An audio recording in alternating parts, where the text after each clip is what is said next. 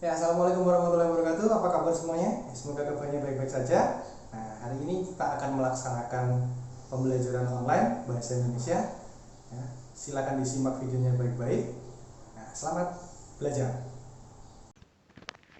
Ya, hari ini kita akan membahas tentang teks diskusi.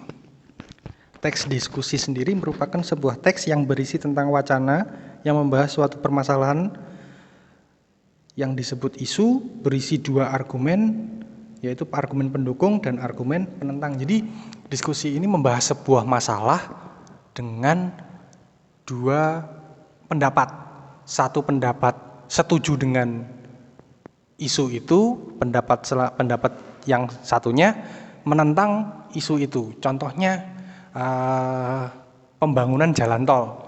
Nah, jadi diskusi tentang pembangunan jalan tol, ada sebagian masyarakat yang setuju dengan dibangunnya jalan tol, ada sebagian masyarakat yang tidak setuju dibangunnya jalan tol karena mungkin alasannya itu tanah warisan atau tanah itu penuh dengan kenangan misalkan.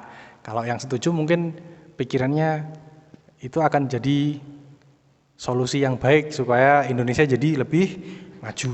Nah, jadi argumennya ada yang pro, ada yang kontra, ada yang setuju, ada yang tidak setuju.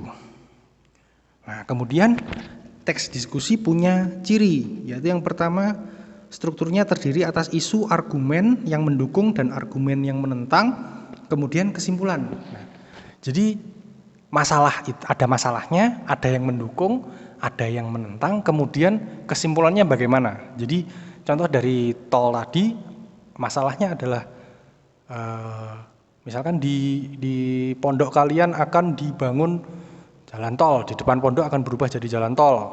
Nah, ada sebagian masyarakat yang setuju karena distribusi barang-barang akan jadi lebih mudah misalkan. Kemudian yang tidak setuju karena ada bagi mereka mungkin ini tanah warisan atau tanah ini terlalu berharga bagi penduduk itu, atau tidak setuju karena ada bising-bising karena mereka harus pindah dan lain sebagainya. Kemudian kesimpulannya adalah kesimpulan dari diskusi itu, jalan tol itu jadi dibangun di sini atau tidak. Nah, jadi masyarakat lebih banyak yang pro atau lebih banyak yang kontra. Nah, itu ciri yang pertama. Kemudian memuat informasi yang cenderung bersifat informatif dan argumentatif. Nah, jadi ada dari teks diskusi itu ada informasi yang bersifat informatif.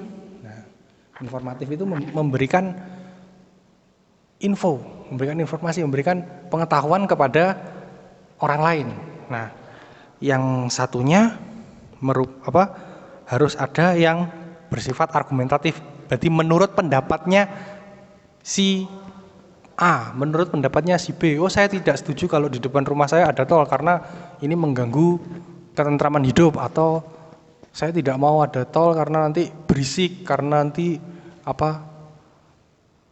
banyaklah masalah-masalah yang bikin si A itu tidak setuju. Kemudian menerapkan unsur kebahasaan sebagai berikut. Penggunaan kata hubung perlawanan.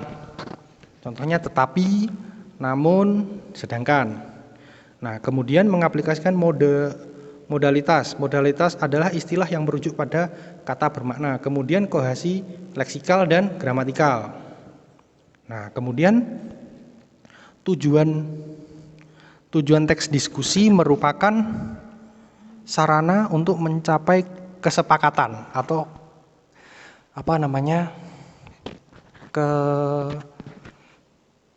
kesamaan pikiran dari dua kubu. Misalkan ada tol di situ, mau dibangun tol, terus ada kubu yang tidak setuju, terus ada kubu yang setuju, maka dilakukanlah diskusi. Nah, diskusi itu harus sampai kepada, nah misalkan yang tadi dari kubu A dan kubu B berdiskusi tentang tol, nah sampai ada kesepakatan di antara kubu A dan kubu B, misalkan tol ini akan dibangun atau tidak. Jadi itu tujuan dari teks diskusi, jadi menyamakan pendapat. Nah, itu fungsinya digunakan untuk melihat suatu masalah dari berbagai macam sudut pandang.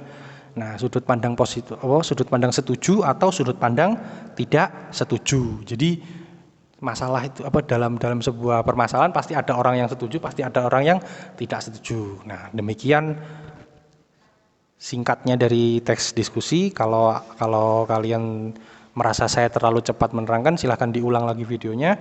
Kalau kalian butuh referensi, silahkan cari di internet, itu banyak sekali. Ya, terima kasih. Assalamualaikum warahmatullahi wabarakatuh.